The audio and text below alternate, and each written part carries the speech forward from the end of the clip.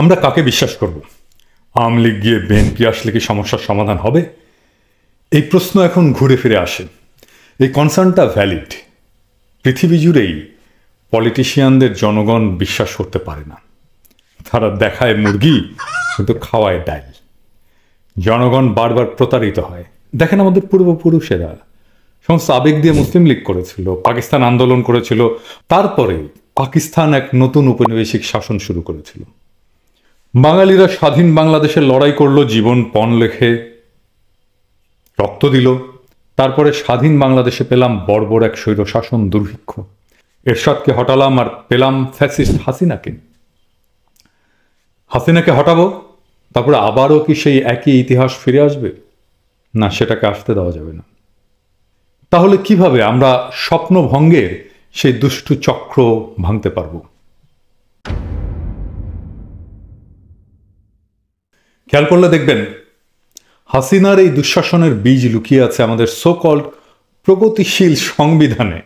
এই সংবিধানই সকল দুঃশাসনের প্রাথমিক উৎস। আমি খুব বিস্তারিত আলাপে যাব না আজকে, এই আলাপটা কয়েকদিন ধরে করতে হবে। তবে আজকে আমি একটা মাত্র পয়েন্ট তুলে ধরছি, একটু মন দিয়ে শুনবেন। সংবিধানে বলা হচ্ছে প্রজাতন্ত্রের সকল ক্ষমতার মালিক জনগণ। কিন্তু আসলেই কি রাষ্ট্রের মালিক জনগণ? আপনি সংবিধান পড়লে দেখবেন এই বাক্যটির পরে সেমিকোলন দিয়ে বলা হয়েছে এই ক্ষমতা কেবল সংবিধানের অধীনে এবং কর্তৃত্বে কার্যকর হইবে। তার মানে কি?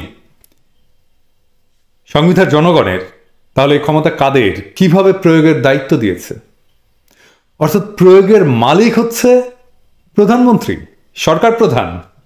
আমরা যখন মেডিকেল কলেজে পড়ি তখন কলকাতার বাংলাদেশ মিলে একটা বাংলা সিনেমা হয়েছিল অবিচার নামে। সিনেমাটা আসলে কলকাতার বাংলাদেশের কিছু অভিনেতা অভিনেত্রীকে তারা নিয়েছিল। শক্তি সামন্ত একজন খুব নামকরা পরিচালক ছিলেন। তার একটা সিনেমার ফর্ম ছিল খুব ইন্টারেস্টিং। উপকূল অঞ্চলে মাঝিদের নিয়ে, নৌকা, সমুদ্র, মাছ ধরা, এইসব নিয়ে সিনেমা। কাছাকাছি ফরম্যাট তার অনেকগুলো সিনেমায় আছে, যেমন ধরেন উত্তম কুমারের অমানুষ, অমিতাভ বচ্চনকে নিয়ে অনুসন্ধান, হিন্দিতে এটা হয়েছিল বরসাত কি এক রাত। এইসবের বেসিক প্লট একই। ইন্টারেস্টিংলি সব সিনেমার ভিলেন কিন্তু উৎপল দত্ত। অবিচারের কলকাতা ভার্সনের নাম ছিল অন্যায় অবিচার।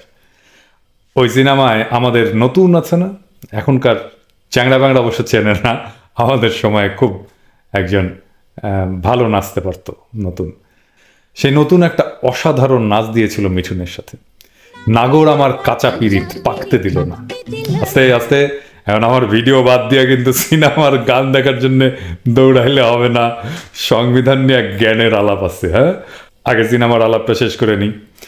নায়ক নায়িকা ছিল মিঠুন চক্রবর্তী আর আমাদের Rozina. Utpal Dutt naturally common villain, উনি ছিলেন ভিলেন। রোজিনার পর্দার নাম হচ্ছে কদম। তো এখন চ্যাংড়া ব্যাংড়া ভাবতেছে যে দাদা তো সিনেমা দেখে একদম ফাটায় ফেলছে আর কি। জি, আমি সিনেমা ভালো দেখি। উৎপল দত্তের খুব খায়, সে রোজিনারে তার বিছানায় নেবে আর কি। তো সে একটা বুদ্ধি করছে, সিরিয়াস বুদ্ধি কিন্তু। তার এক লেসপেন্সার আছে, তো তার লেসপেন্সারের সাথে কদমের বিয়ে দেবে। তো লেসপেন্সার তো মহা খুশি। উৎপল দত্ত সেই হিসাবে সব প্ল্যান করে ফেলছে। তো কদম মানে রোজিনার বাপের অভিনয় করছিল এটিএম শামসুজ্জামান। তো এখন উৎপল দত্ত তার লেসপেন্সারের সাথে কদমের বিয়া ঠিক করে ফেলছে, এটিএম শামসুজ্জামানকে কনভিন্স করে ফেলছে, সব ঠিকঠাক। এখন উৎপল দত্ত তার লেসপেন্সারকে টার্মস অ্যান্ড কন্ডিশন বুঝাইতেছে যে সে যে বিয়ে দিতেছে কদমের সাথে, কি টার্মসে। তো তার লেসপেন্সারকে বলতেছে উৎপল দত্ত, আই শোন, কদমকে তুই বিয়ে করবি, আমি শুধু মাঝে মাঝে একটু বুঝেছিস। তো সংবিধানের এই অংশটা পড়লে আমার উৎপল দত্তের সেই ডায়লগটা মনে হয় সবসময়, মানে বাংলাদেশের মালিক তোরাই, আমি শুধু মাঝে মাঝে একটু বুঝেছিস। মানে বাংলাদেশে শেখ পরিবার ভোগ করবে, কিন্তু জনগণের কাছে স্বাধীনতার একটা ইলিউশন ক্রিয়েট করবে, বিভ্রম ক্রিয়েট করবে।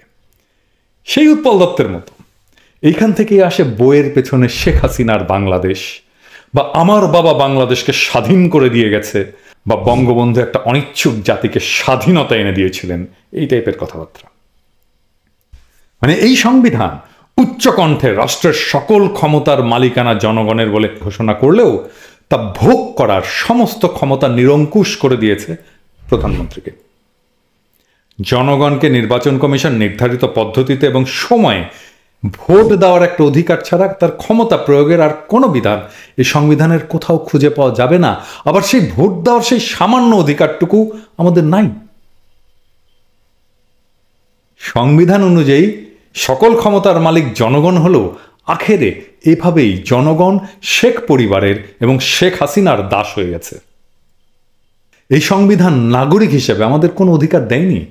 যেটুকু নামমাত্র অধিকার কাগজে কলমে দিয়েছে সেটাও নানা ধরনের কথার জালে কেড়ে নেওয়া হয়েছে। এটা জনগণের সাথে প্রতারণা। সংবিধান তো জনগণ ক্রিটিক্যালি পাঠ করে না, কিন্তু যারা লিখেছে তারা তো জানে আমি এটা কি জন্য লিখছি। এই প্রতারণা আপনারা কেন করলেন? তাহলে এখন আমরা কি করব? আমাদের এই সংবিধান ছুঁড়ে ফেলে দিতে হবে। আমাদের একটা নতুন সংবিধান লাগবে। ৭২-এ রচিত সংবিধান আজ ২০২২ সালের চ্যালেঞ্জ মোকাবেলা করতে পারবে না, পারছে না। এই সংবিধান আমাদের কোনো অধিকার রক্ষা করতে পারেনি। এই সংবিধান বাংলাদেশ রাষ্ট্রকে রক্ষা করতে পারেনি।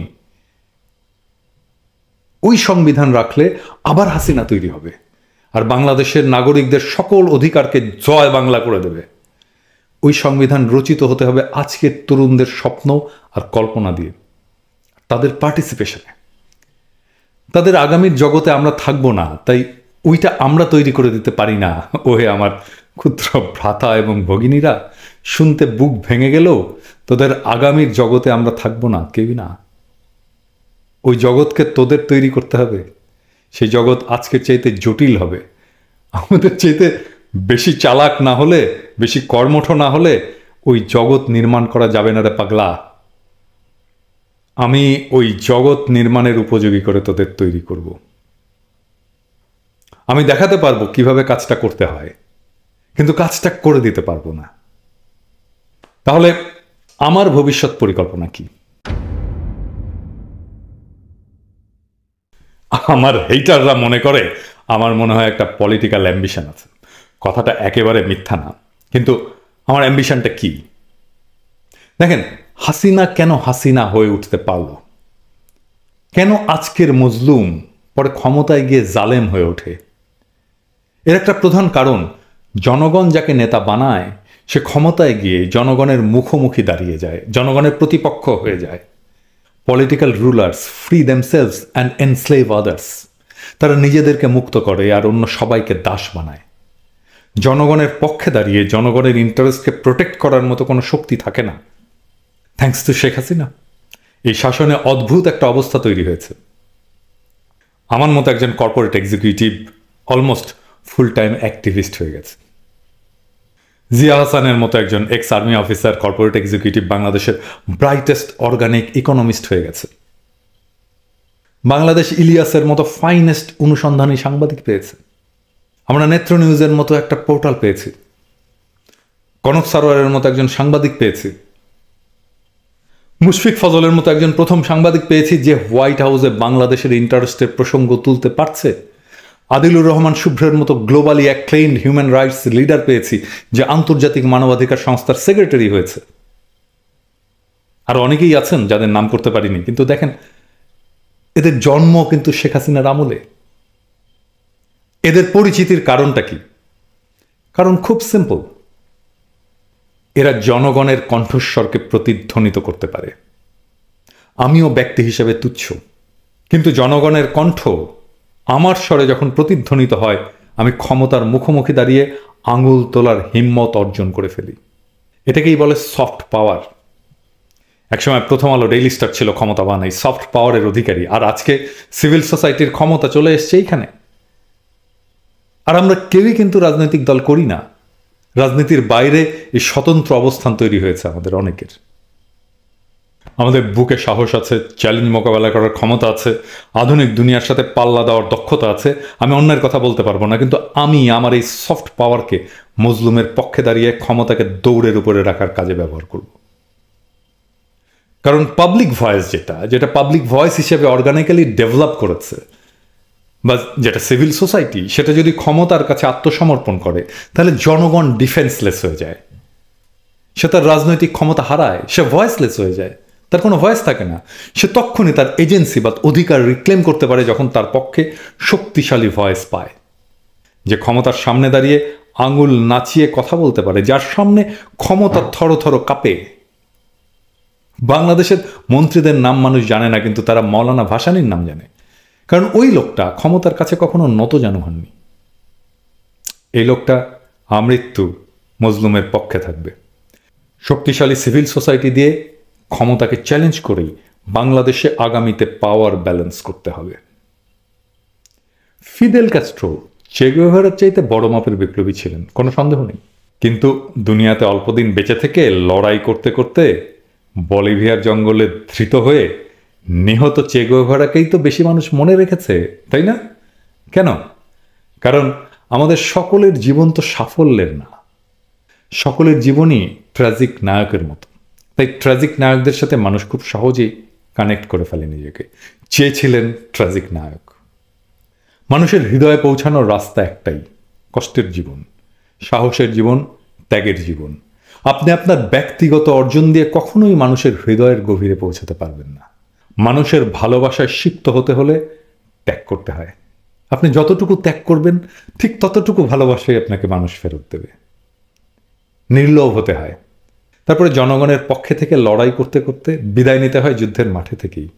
ওই জীবন গৌরবের। আমি সেই গৌরবের জীবনের মঞ্জিল চিনে গেছি। সেই পথ থেকে কোনো লোভ আমাকে বিচ্যুত করতে পারবে না। জীবনের প্রতিটি মুহূর্ত, জীবনের শেষ মুহূর্ত পর্যন্ত মজলুমের সাথে থাকার তৌফিক যেন সৃষ্টিকর্তা আমাকে দেন। গত 17 বছরে আওয়ামী লীগ যে ভুল করেছে, সে ভুল কি বিএনপি করবে? শেখ হাসিনার পতনের পর এবার বিএনপির বিরুদ্ধে চাঁদাবাজি সহ আরও বিভিন্ন অভিযোগ উঠে এসেছে। এ নিয়ে সাধারণ মানুষের মধ্যেও নানান প্রশ্ন উঠছে। এটা কি শুধু ক্ষমতার হাত বদল হলো? তাই এ বিষয় নিয়ে পিনাকি দাদার কথাগুলো আপনারা শুনতে পারলেন। তিনি পচাগলা সংবিধান বাতিল চান। এই সংবিধান সাধারণ মানুষের জন্য না, এটা একটা সরকারকে স্বৈরাচারী করে তুলে। নতুন করে সেই সংবিধান লেখা হোক, এরকমটি চান পিনাকি ভট্টাচার্য। তাই প্রিয় ভিউয়ার্স, পিনাকি দাদার অসাধারণ বিশ্লেষণ আপনাদের কেমন লেগেছে কমেন্ট করে জানিয়ে দিন।